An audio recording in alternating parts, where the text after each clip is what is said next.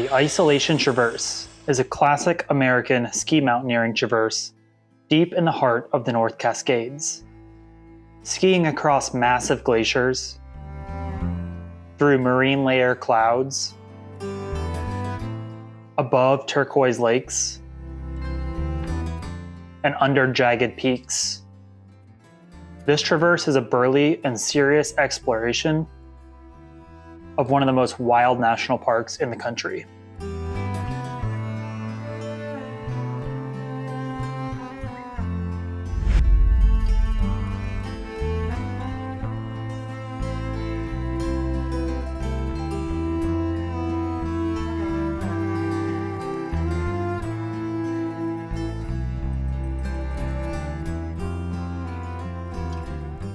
Hey there, I'm Radish, and in June of 2024, I set out on a 5-day ski mountaineering expedition with my friend from Portland, Ashley, along the Isolation Traverse. I feel like this is like one of those, you know those like videos of people skiing or whatever, and then they get caught in an avalanche and it like cuts to them afterwards, like, hey, I'm Ashley, I'm one of Kyle's partners that you've probably seen in a bunch of other videos. I feel like he's my personal photographer and videographer sometimes.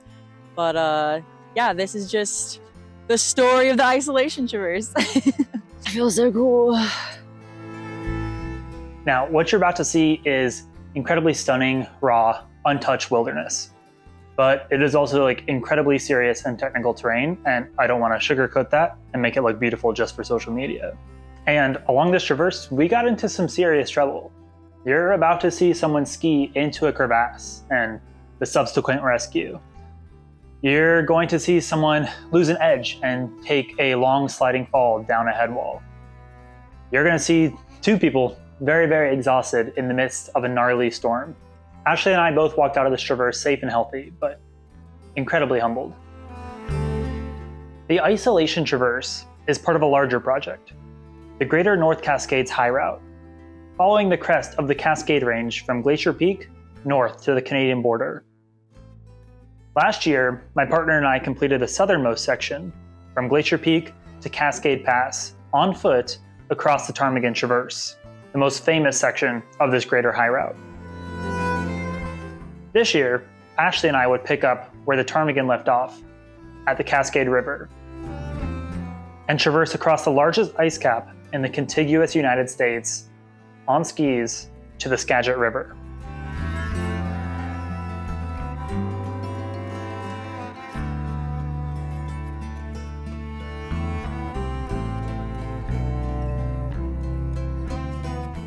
The morning along the Cascade River started out cloudy, but it was meant to burn off throughout the day.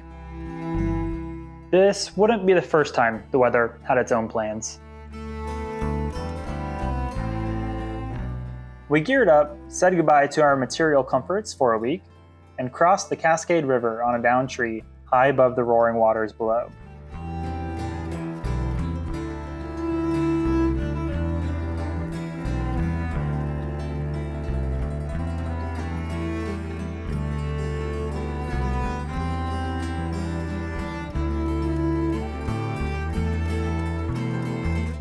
The approach through incredibly steep forests and boulder fields made us acutely aware of the weight and cumbersomeness of our packs and skis on our backs.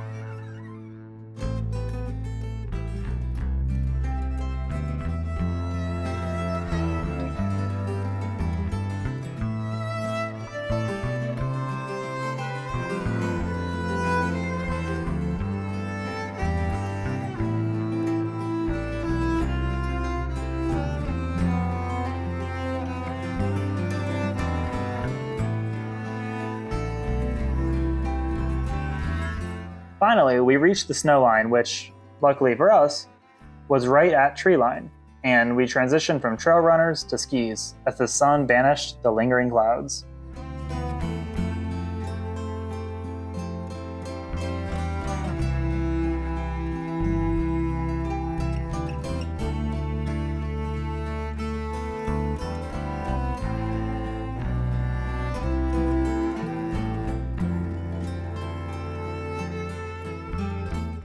Up, up, up, we climbed the Eldorado Basin, crossing a steep notch in the ridge, and down climbing into the Rouge Basin.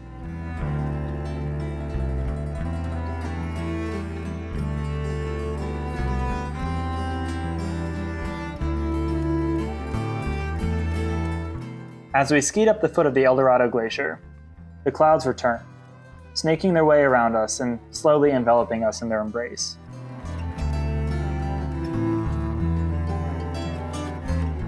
We made camp for the night, just as the snow began to fall in our tent.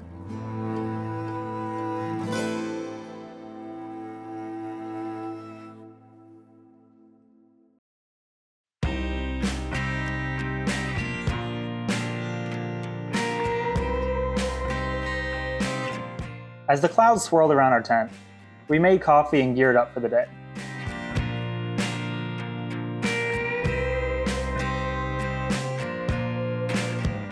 Today was to be the technical crux of the traverse. As we skied up the Eldorado Glacier and crossed onto the Inspiration Glacier, we emerged above the sea of clouds. Dacobed rose in the distance from an ocean of white.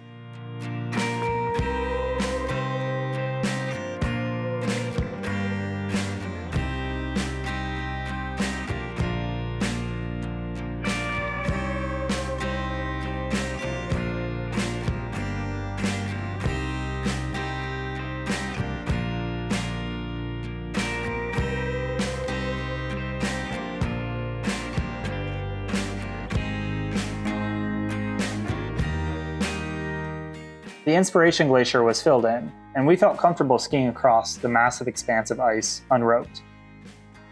Or so we thought.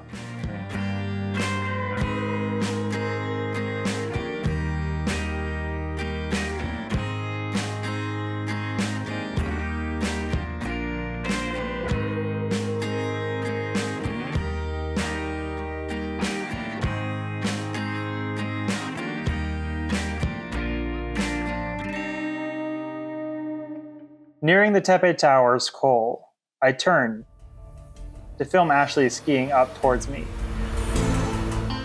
when suddenly she disappeared. You alright?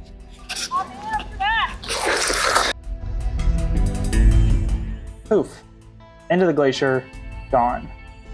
I skied back down to where I last saw her. There she was, about 10 feet deep, where she had broken through the snow into a hidden crevasse below. Her pack and skis wedging her from falling deeper into the abyss. I quickly built a snow anchor with my picket, tied into the rope, and tossed her the other end of the rope to tie into from inside the crevasse. Once on the anchor, I created a rope system to haul her pack and skis out first. That gave me access to her picket, which I used to back up our anchor. Now I could haul her up while she climbed out of the crack. Up on the surface, we were both shaken up. You want to tell people what just happened? What's up? I just fell into a crevasse. Kyle saved me. We're good. It wasn't that bad. It was kind of shallow, but I am definitely a little shaken. Yeah. That was crazy. It honestly happened really fast, obviously. But it's at the moment that I started falling, my brain, I remember thinking I shouldn't be standing right here. And then it happened right after that thought crossed my mind. So I fell and caught this, I caught myself. It kind of hurt, but it was it was a weird, it was a really crazy reflex that I had that I didn't expect that I would do. After I was in there for a good 5 minutes, I started to calm down. But at first it was I was definitely super terrified. I didn't really want to be in there, but it was I think I was all right, I'm gonna be okay. And then Kyle came and we just worked through it. We got to put our skills to the test.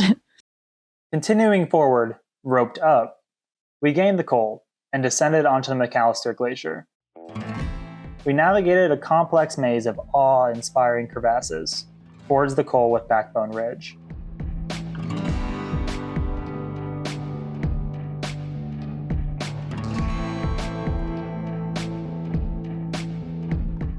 The climb out of McAllister was steep and guarded by a bergschrund. Wary from this morning's incident, I crossed a suspect snow bridge while holding my breath, and climbed up increasingly steep snow to a narrow notch in the ridge. I set a belay from a rock spire on the col, and belayed Ashley up to join me.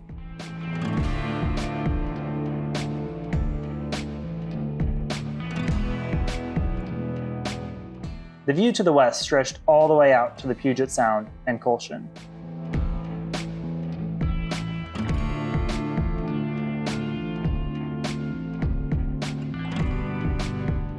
We rappelled down onto the Backbone Ridge.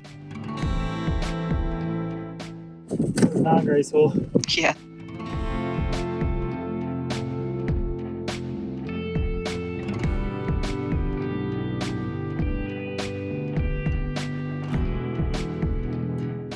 Having a good partner is honestly a very important part of all of these mountain sports that we do. And everyone has lows and everyone has highs, and a lot of times they don't match up with each other, which is kind of for the best, because when someone's feeling low, the other person's feeling high, they can kind of cheer the other person up and vice versa. But yeah, having a good partner like Kyle is solid. It's like I wouldn't ask for anyone else.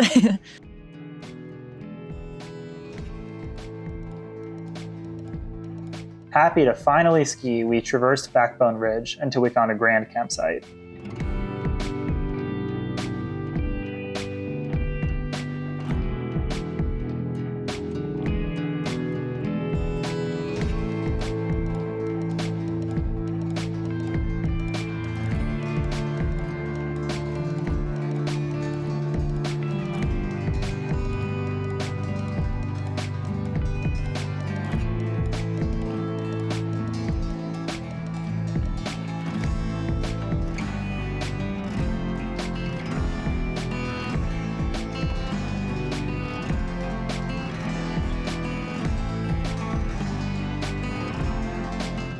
We melted snow for water and watched the alpenglow splash across the North Cascades, as the lights in Seattle began to flicker on in the distance below.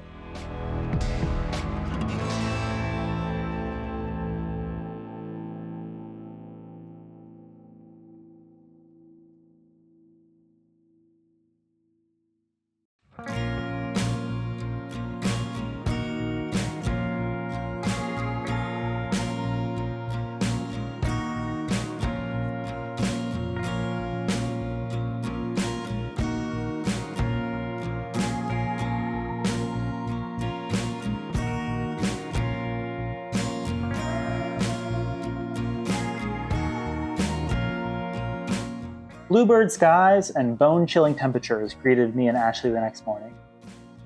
We broke down camp and stepped into our skis, ripping fun, aesthetic lines across Backbone Ridge.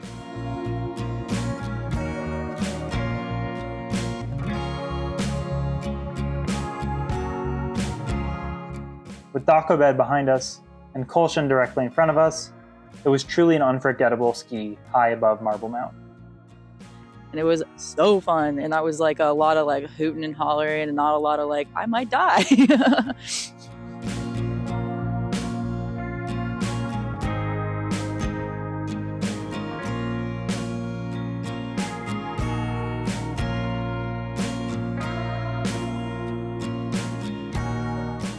We covered an impressive distance in a relatively short time. It was mostly effortless skiing while traversing easy terrain with mind-blowing vistas in all directions.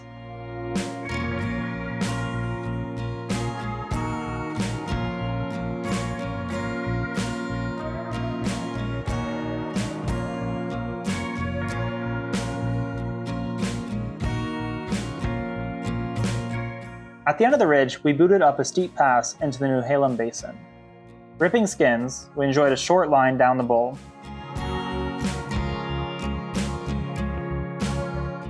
Followed by a mellow tour up to the next pass and the entrance to the Ice Elation Couloir.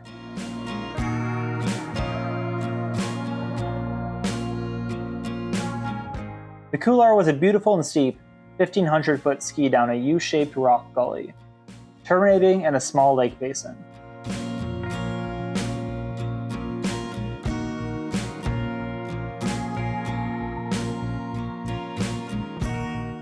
dry ground, crystal clear running streams, sunny granite boulders to dry out our gear. We took a long lunch and much needed nap in paradise.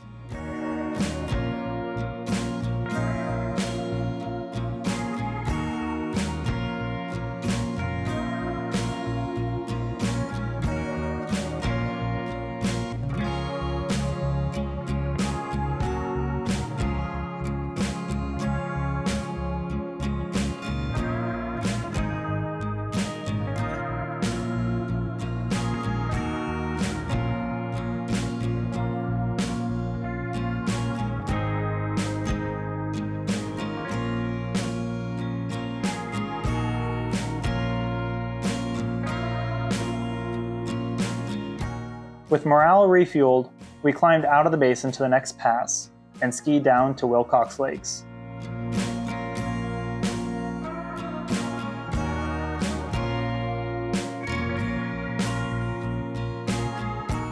Ate shit. Where? The shadows were growing long, and we didn't think we'd have time to complete the next crux before nightfall, so we made camp early. The forecast for the following day had been shifting constantly from sunny skies to a foot of snow, and back again. While we melted snow for water and enjoyed our hot bowls of ramen bombs and mac and cheese, we watched lenticular clouds begin to form on top of the peaks in the alpenglow. I wasn't sure what to expect for tomorrow, but that wasn't the promising sign I had hoped for.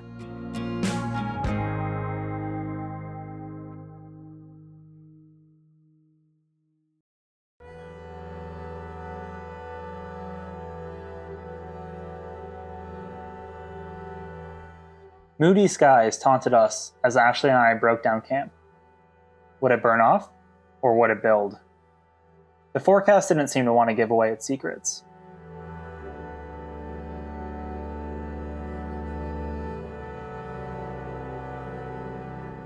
We climbed up Isolation Peak and skied down into the adjacent lake basin.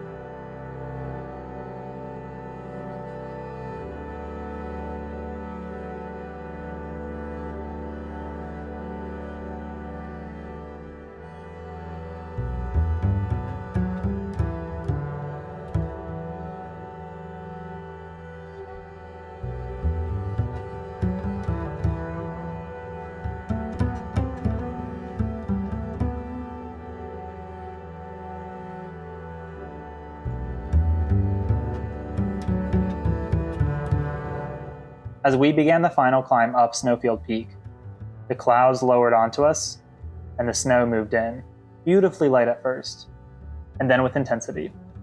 The forecast revealed its hand at last.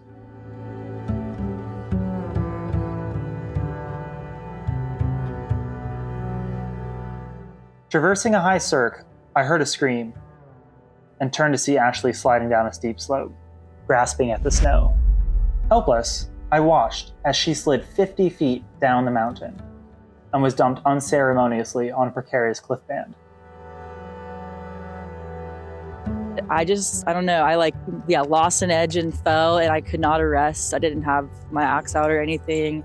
My skis wouldn't purchase. And it was like I fell for so long that I could hear Kyle over the radio telling me to self-arrest. And eventually I did stop on a rock slab with my skis on and everything, and it was pretty scary. It was, I think, more scary than being in the crevasse for some reason. Just like maybe because it was a mental thing, being at the end of the trip, I was pretty done. I couldn't safely ski down to her, so I tried to walk her through a plan as best I could over our radios. I was definitely very exhausted. For me, I think a lot of it was like a mental exhaustion, and I mean, obviously a physical one too, but it was like brain fog and just like being scared does a lot to you. I was singing a lot of Megan Thee Stallion, and that was helping me a lot.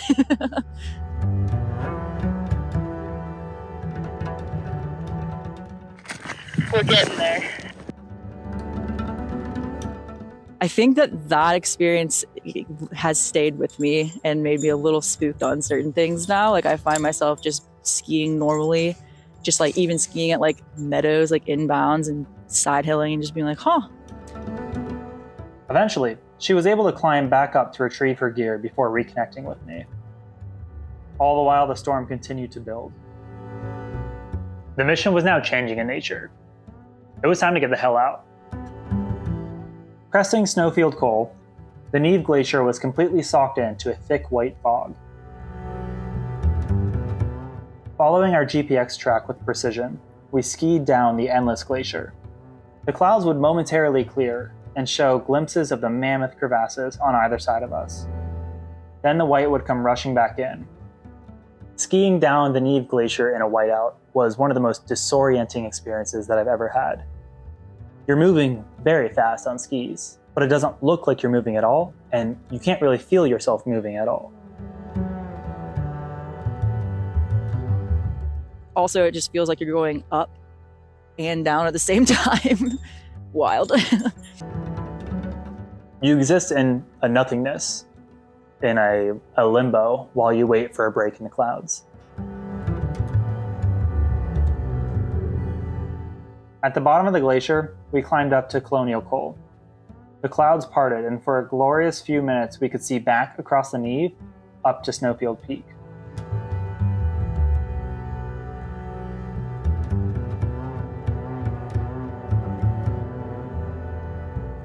But as we started skiing our final line of the traverse down the Colonial Glacier, the storm returned with ferocity.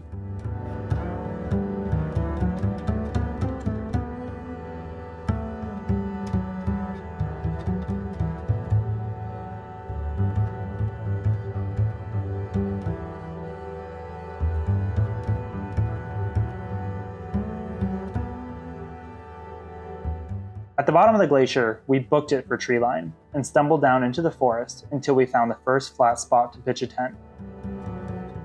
It was 3 a.m.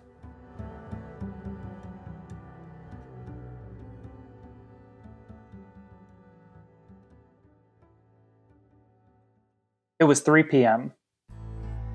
We decided not to set an alarm the night before, and to both of our shocks, slept for 12 hours.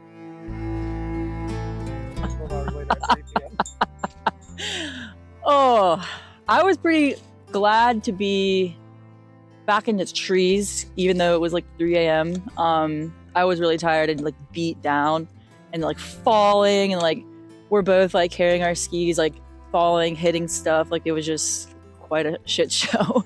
But yeah, we were tired. I like barely even remember going to sleep that night. But yeah, we woke up at 3 p.m. After a tedious bushwhack down through the rainforest, we finally made it back down to Diablo Lake, the Skagit River, and the car.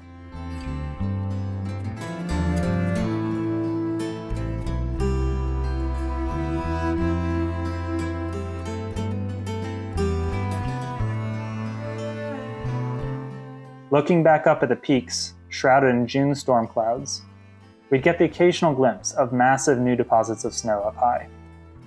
And we were content with being down in the forest, and we wandered into town in search of beer.